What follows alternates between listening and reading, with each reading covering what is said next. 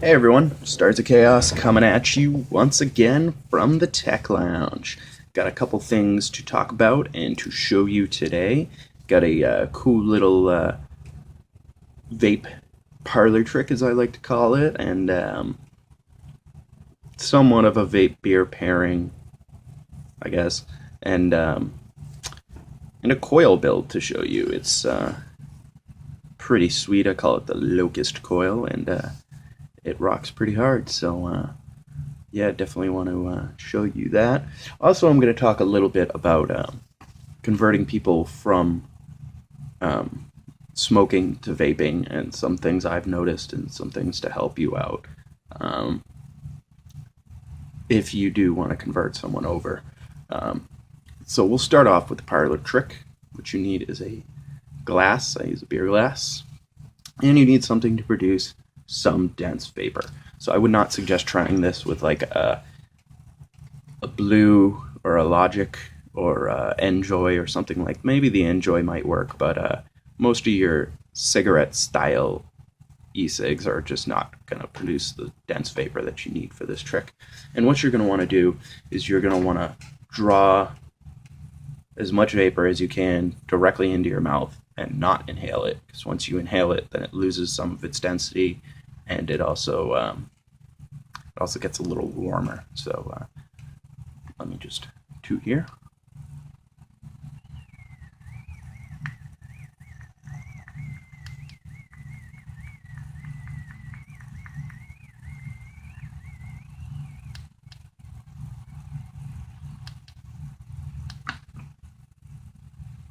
That didn't work at all. What's going on with you?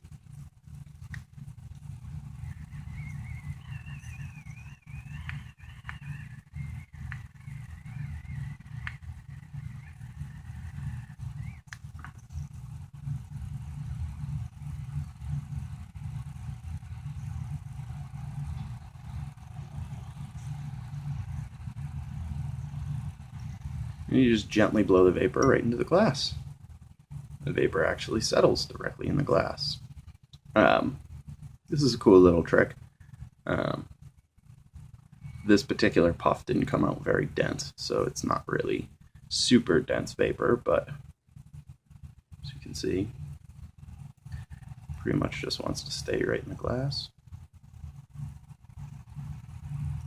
And normally when you have that super thick, dense vapor, it actually wants to cascade right out of the glass. Let me see. That's why.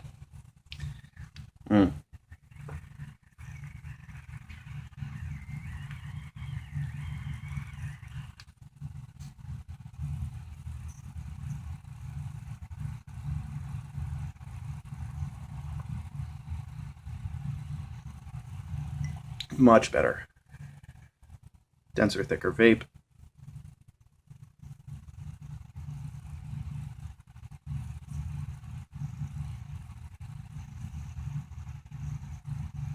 As you can see, it just cascades and rolls right over the edge of the glass. If you use a cold glass to do this, it's even better, because the vapor gets cold and it really starts to settle, and it really just kind of rolls off and falls down. It's a cool little trick. I first did it in public with a friend. She was a smoker, and she didn't know I vaped, and her exposure was kind of minimal, like what most people's exposure is, and it's the little e-cigs, the garbage.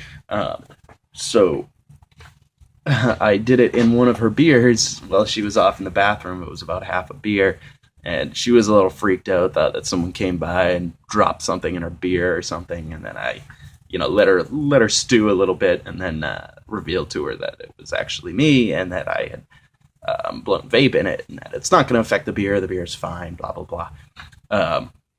Then later on, she went out for a smoke, so I joined her, and I showed her my vaping gear and gave her a little tutorial, and now she's a vapor. So it's great. I enjoy helping people make the switch, knowing that it's going to improve their life. tenfold, at least tenfold. So yeah, some of the reasons why people don't like vaping who are smokers, a lot of time I've said, oh, well, have you tried? And they're like, nah, I tried it, it's not really for me, and blah, blah, blah, blah, blah. Most of the reason why is because they tried with the Blues, with the Logics, with the $10 disposables that you can buy at your Hess gas station and crap like that. And then they're good to get you into vaping, but they're not going to produce what a smoker's looking for. What a smoker's looking for is that dense, thick vapor, that throat hit, and they're also looking for something that tastes the same as a cigarette. So I usually try to squash that right from the get-go. I try to explain to them that, okay, this is two different processes to change two different items from their physical state. Tobacco's in a solid state. It's a leaf, solid. E-liquid obviously is in a liquid state. With a cigarette, you're setting it on fire. It's actually combusting and creating smoke, so turning it into a gas-like form. Where vapor, it's heating the vapor up, almost evaporating it and turning it into a vapor or a gas-like form. So one's being burnt and one's not. So that's going to change the flavor immensely, and you will never ever get that burnt tobacco flavor. A lot of people, I first try them to vape and they're like, oh, this is super sweet. Do you have something that tastes more like a cigarette? And I throw on like an RY4 or something that's more tobacco inspired. And they're like, yeah, that's closer, but it's more like dip than it is like smoking. And, and that's the truth. It tastes more like fresh tobacco than it does smoked tobacco or burnt tobacco. And they'll never get that flavor. So it's something to warn them about at the beginning. But what I like to do after I explain that is reassure them that you won't miss the flavor at all. And not only will you not miss it, but there is thousands upon thousands of flavors you can choose from. I mean, when I was a smoker, I craved for, like, Camel put out these, like, chocolate mint cigarettes and orange flavored cigarettes and stuff. And they were kind of good, but they still were a cigarette.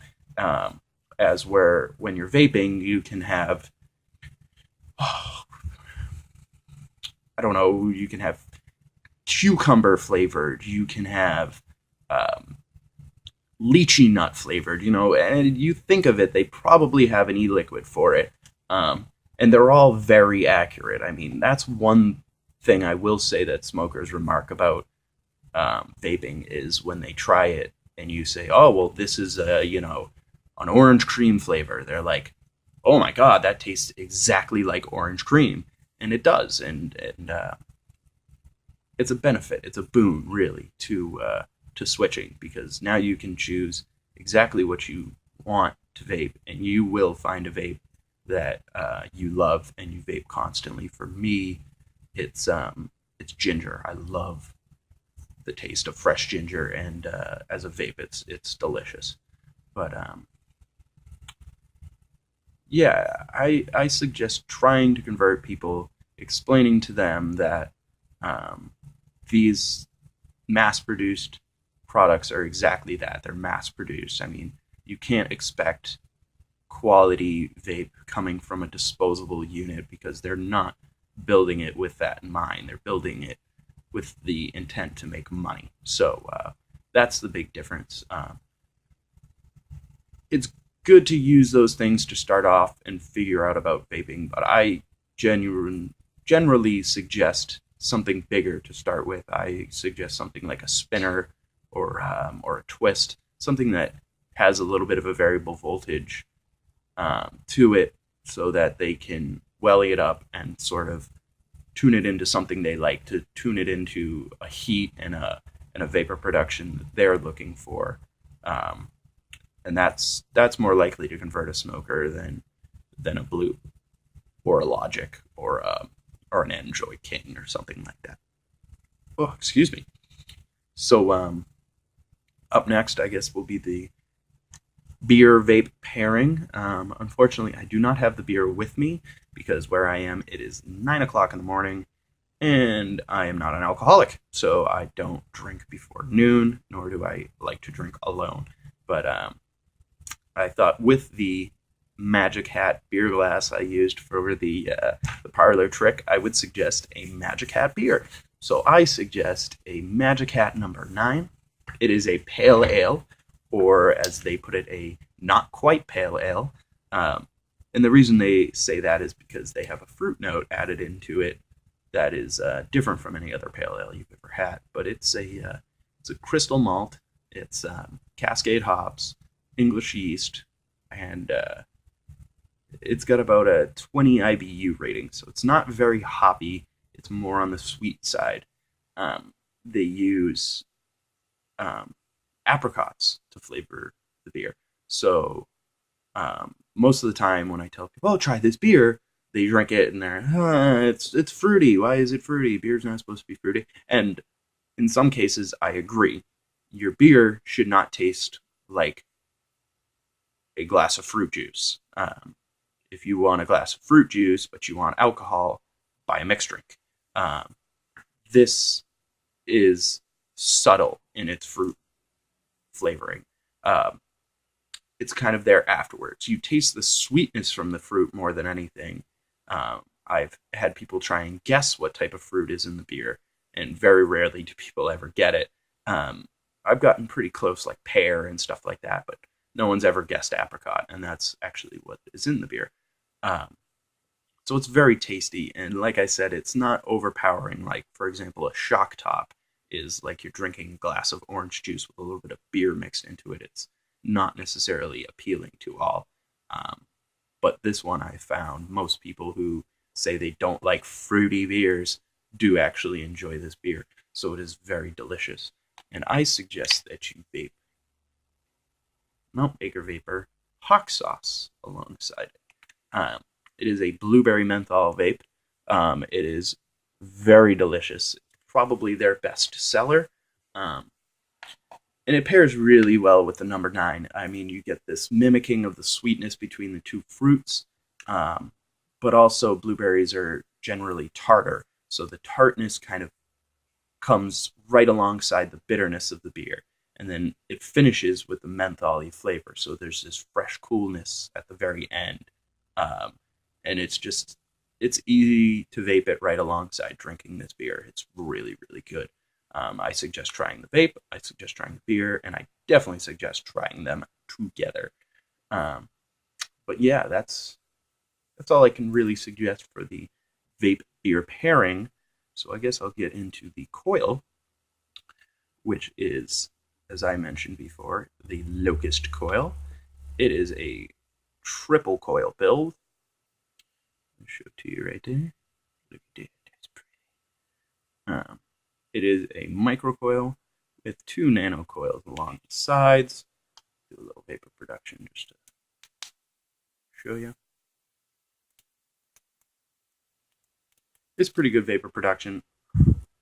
I like to wrap my coils at a higher resistance because I'm not a big into the cloud chasing. If you wanted to, you could wrap this coil at a sub-ohm and it will produce crazy vapor.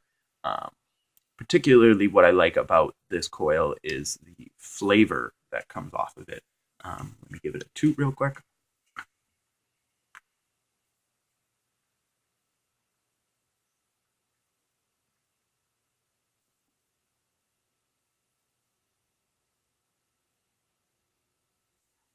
So that's a 1.7 ohm coil producing that kind of vapor. So you can see going into sub-ohm, it's really going to produce some crazy vapor. But back to the flavor. Unlike most coils, this actually has space in between each individual wrap. I should say, unlike most micro and nano coils, this actually has space in between each. And it's part of how the coils wrap that creates that little bit of space.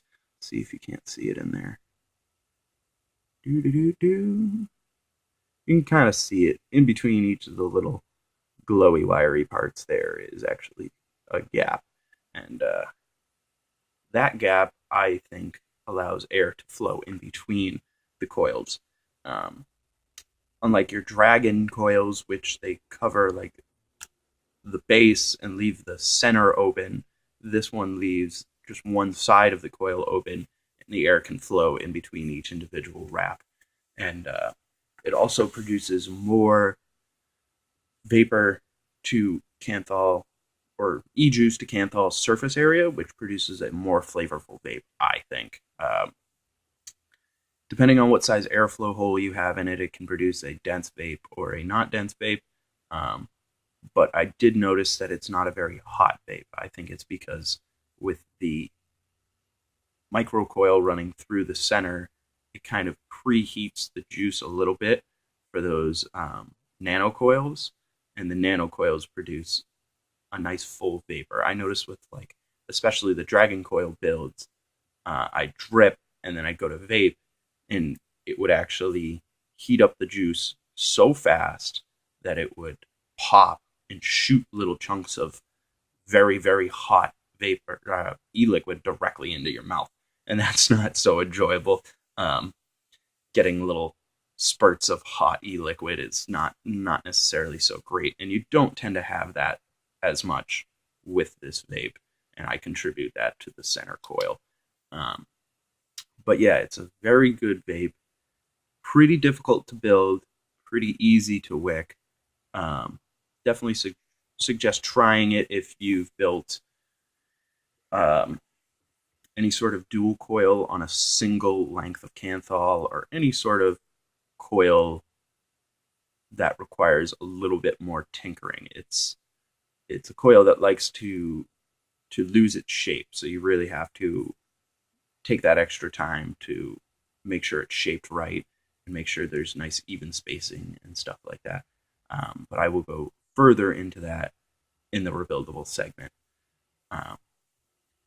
So as always, if you have any questions, comments, or concerns, if you would like to know how to install and wick this particular build in your type of atomizer, I am using a Phoenix, so that is how I will show you how to install and wick it. But if you're using something else, just send me a message. Let me know what type of atomizer you're building it into. I'll do some research and I will let you know how to wick it properly. But yeah, as always, keep calm and vape on.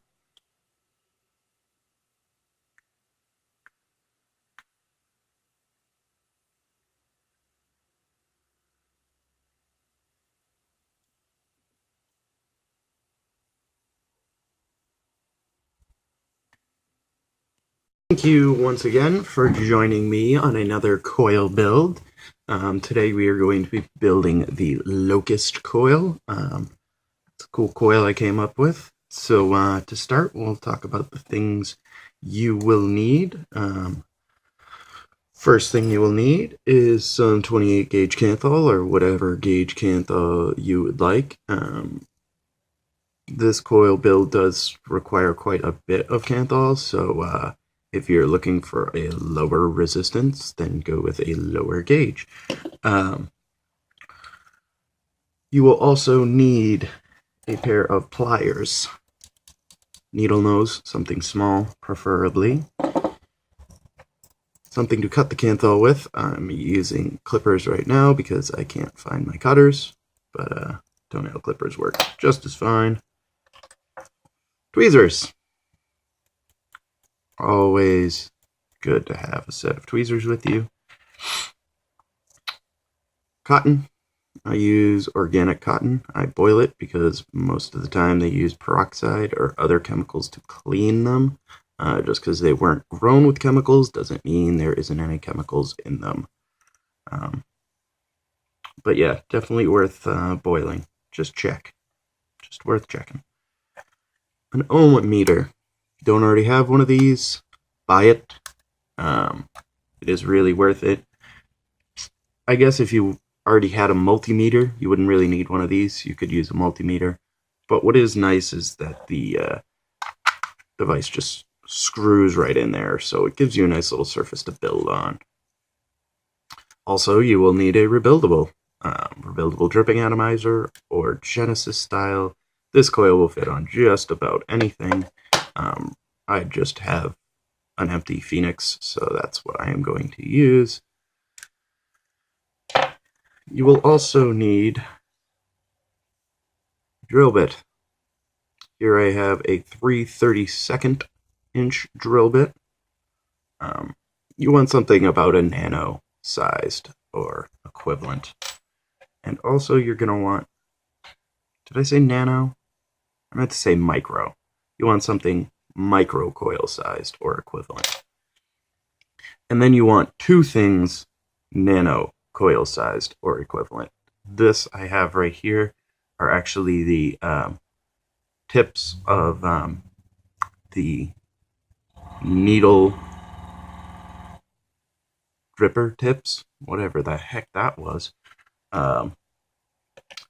So like you'll see them sometimes. They'll have tips on bottles that have like a little needle sticking out of them, and that's what these are.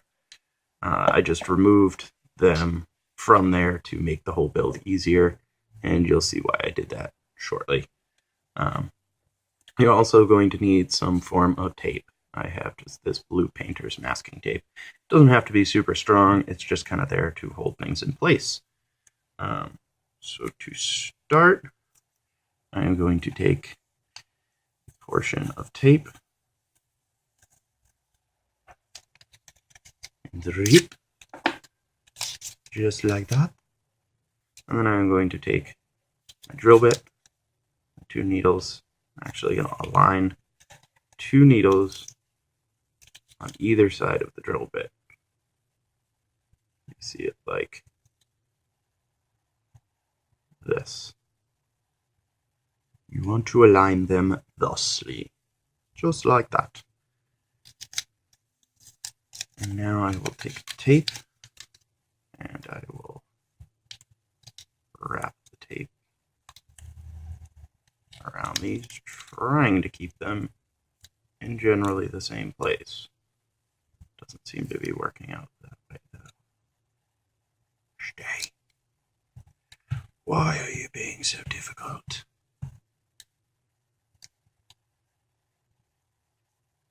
There we go. And you want to make sure those are pretty tight, but they don't have to be amazing. They're just kind of there to hold everything in place, because it's really difficult trying to hold all three of these things in the same spot. You actually do want them a little loose, so that way there's like a little bit of gap room here. They're more just to keep them all in an alignment like that. So now that you have that built, I guess the next thing to do would be to cut some Kanthal. So let's pull out a good length of Kanthal. It doesn't have to be super long. I kind of tend to make mine a little bit longer because I like to tighten things down really tight. So I like to have a little extra Kanthal to hold on to. I won't be using this whole length. I'll cut it right up, down. And I'm going to drop the Kanthal. Awesome. Give me one quick second to grab that, which fell on the floor. Alright. So here is my length of Kanthal. And this coil is actually probably one of the easier coils I've ever demonstrated, but that's not to say that it is the simplest coil you'll ever build. How you want to start this coil, you want to take a length of Kanthal, slide it in between there,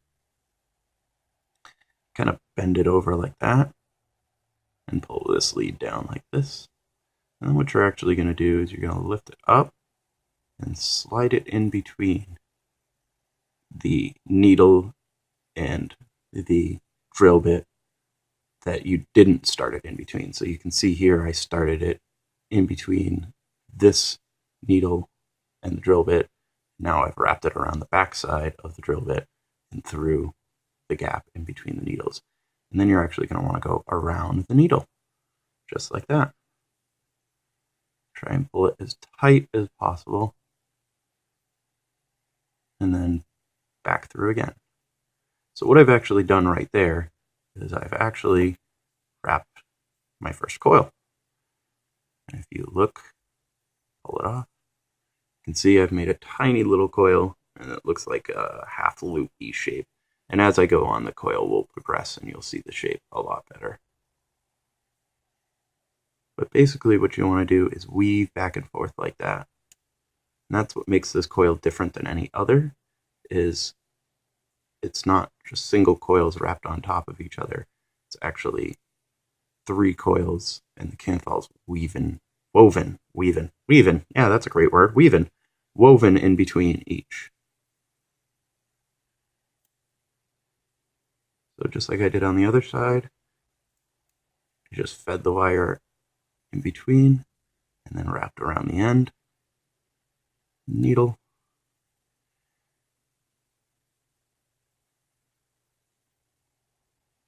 And there's the first full set of wrapped coils. So you can see there, 3 coils, all laying next to each other.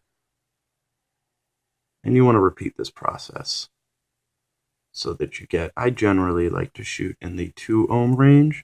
So I'm guessing it's going to take about 4 wraps on one side and 5 wraps on the other. So right now I'm starting my second set.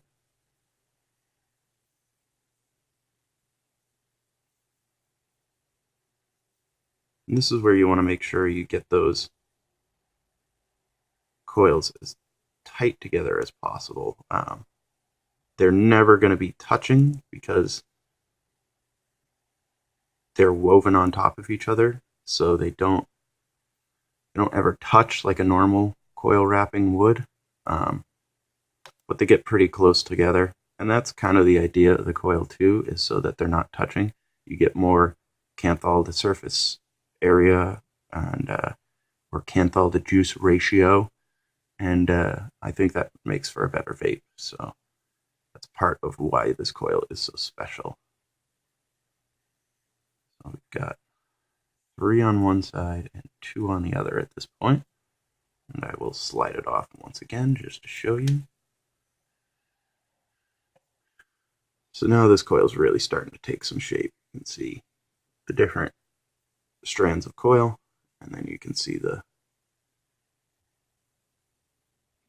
3 coils all lined up next to each other. It's a pretty sweet build.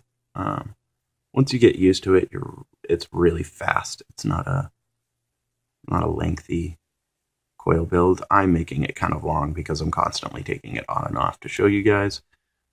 But I'm almost done, so it should be pretty quick at this point. Boop. Wrap another. Just like that. And like I was saying, you want to weave back and forth. So if you just wrapped a coil,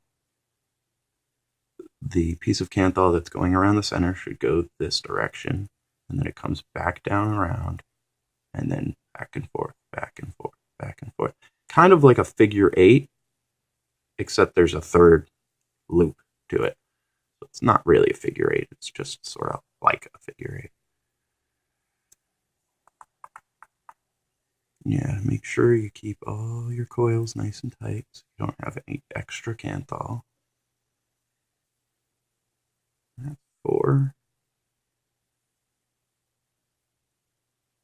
And 4. Looks like it. Looks like it. Looks like that coil's all built. Yeah. Yeah. So now that I have the coil all built, I'm going to slide it up on this little jig we've created here. And I'm going to squeeze those coils together nice and tight. Like I was saying before, because it's woven, the coils are never going to touch. They're just kind of have a little gap in between each. And the gap is actually the width of the canthal. And again, that's something to be desired. It's not a negative thing. It's what you're actually shooting for. So You just don't want any extra slack. There's no need for extra slack. So tighten it all down. Slide her off. And there she is. Fully built and beautiful. So now we will install her on our rebuildable. If you'd like, you can slide it on your drill bit and bend these leads straight. Can make it a little bit easier to install later on, but it depends on what you're installing it in. I'll take this time to mention, if you guys do watch any of my builds, and since most of them now have been on either the RSST or the Phoenix rebuildable, if you want tips on how to wick or install any of my coils in your particular coil build, just comment, send me a message, and send me a picture of the deck of what you're installing it into and the name of the device so I can do a little research, and I will show you how to wick it and install it.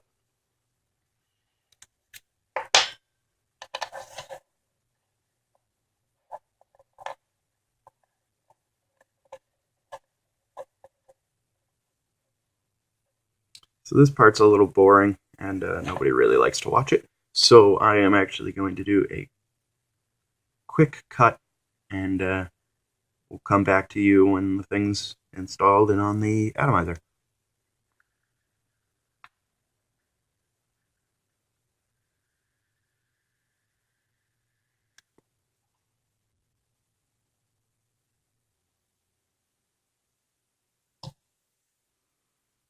So we're back here again. I have the coil installed on my atomizer.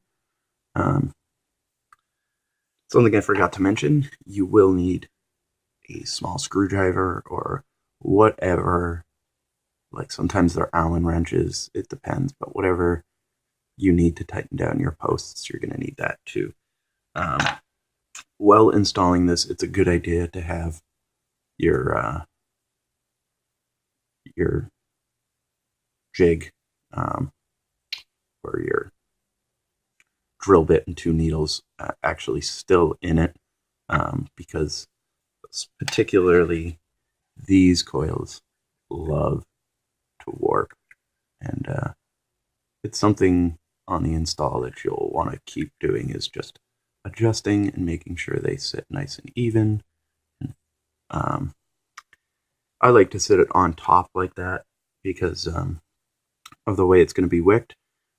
It just makes it easier. The drips fall directly onto the coil, and it makes it for easy dripping. So now we will wick it.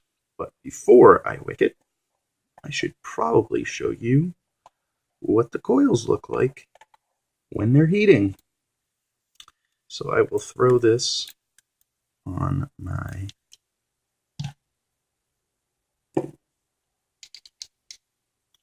SmokeTech SID here. Check my wattage because I'm going to pump this sucker up to 11. Oh, it's already at 11. Awesome. And really quickly adjust the center pin to make sure that it's touching. And there we go. What are you talking about?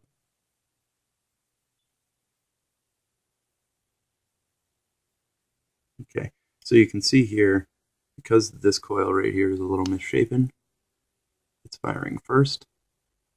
So to fix that, we shall take our tweezers, sort of space these out a little tiny bit. Actually, what I have to do is rotate it like that, because it wasn't sitting vertically. There we go.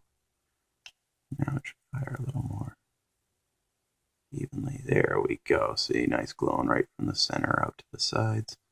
And we have a couple more slanted, not so even coils that are touching and causing them to heat up faster than the other. Okay, now that I'm done playing around with my coils and I've got them glowing nice and evenly, look at that, beautiful, beautiful. That's exactly what we're looking for. You're going to wick it. So you want to start with a length of cotton, flattened out. Because this is a micro coil going through the center, you're actually going to want to feed a wick right through the center, just like that. Nice wick right through the center there. Yeah, you also want to install a cotton cloud underneath. So I'm going to do this now while it's easily visible. Take my screwdriver, pop that shit right in there.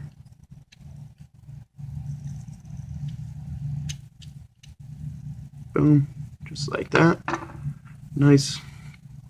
And that's preventing, this particular one has a very deep juice well, so it's preventing juice from just dripping off the wicks directly in with some of that wick around there. It's going to keep the juice up by the coil where you want it. And then you're just going to take the two tails and you're actually going to wrap them around the coil like this. And the reasoning for doing that is because you have two nano coils, one on either side. You want the cotton to be touching them as much as possible, but you also want to leave space here up at the top open because you want air to get in between those coils as well. So instead of like a dragon coil where you wrap wick all around the outside and leave the ends open, this one you leave the top open and wrap cotton everywhere else. And because there's big gaps in between each wrap, you're still going to get the air in between each coil, and it will produce vapor similar to a Dragon Nano. And now we just need to apply some juice. I am applying Mount Baker Vapor Lemonade. I don't know which way this is going to come out. It's very tasty. Not too sweet, not too tart. Most of the time the juices I find, like lemonade juices, are super sweet and they're not really enjoyable. This one actually is reminiscent of drinking lemonade, so it's very tasty. And we shall show you the vapor production. This thing wants to work. Again, the center pin on these Phoenixes are really kind of meh, so sometimes they'll pop out of place and you just got to push them down, like especially during wicking and stuff. But as you can see here, good quality vapor production. This is a 1.6, I think we saw it at, or somewhere equivalent. So it's not going to produce clouds of vapor because it's not sub-ohm. I've built these sub-ohm and they do produce quite a bit of vapor and heat up quite fast. So yeah, that is the Locust Coil. I hope that you enjoyed watching. Feel free to comment and post below any questions. As always, keep calm and vape on. Ew, look at that sexy bitch. He's a sexy bitch. Ooh, ooh.